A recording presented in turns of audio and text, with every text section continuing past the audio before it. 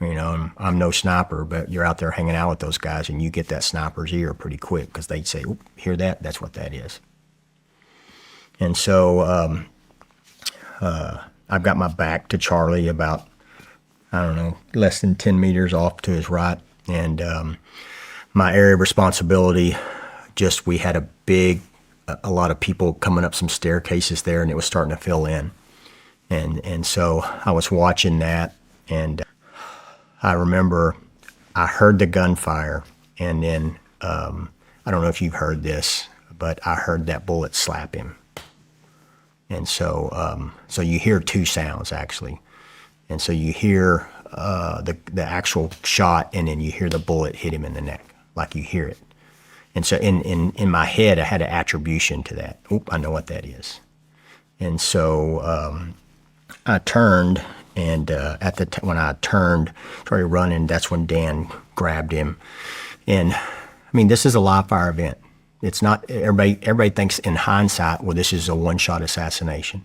No, in our heads, there's You fire. don't know what that is. There's fire. There's more to come, right? And so Dan grabs Charlie, and then Who's Dan? Dan was the guy standing right next to Charlie when he got shot on the stage, and then I was to the right of Dan. Okay. And so he grabs him, and then I turn and see him start to the ground, but then I'm just thinking gunfire. And then he's leading to the ground because I'm on his right, where he was shot right here in the left of his neck. And so I jumped down on top of Charlie to cover him because where we're at, it's concealment at best. It's a tabling with cloth on it, so it's not hard cover. And our guys are starting piling back in, and they're down, putting a human shield around him, but it's still just concealment. It's not cover. And so I initially dove down on top of him and just was on him almost face to face. And then when I was doing that, I went down, I could see the wound.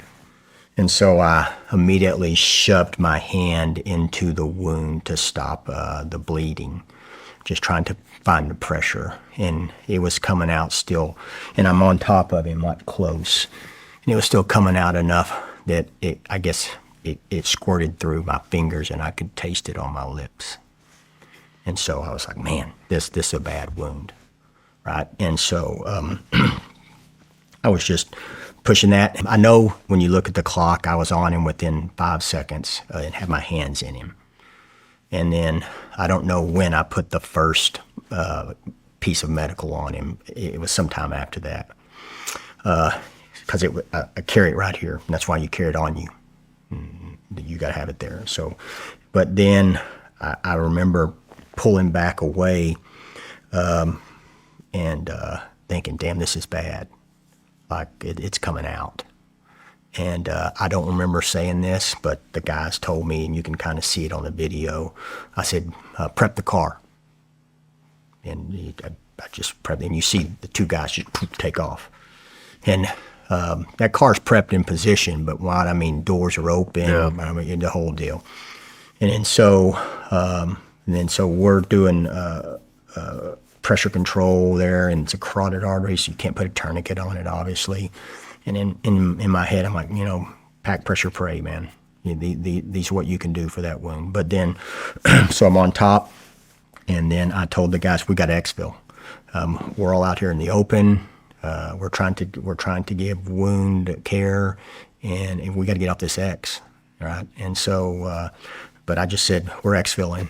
And so we got up, I think it was like 15, 16 seconds from the time the shot happened to the time we were picking him up and headed. 15 to 16 seconds? Yeah, that's what it was, yeah. And so, and this is horrible, but that is fast to get an initial assessment, plug a hole, pick them up, move them. Yeah, and so it's just like, dang. And it's some horrible realities of it too, that like I told the guys this, and I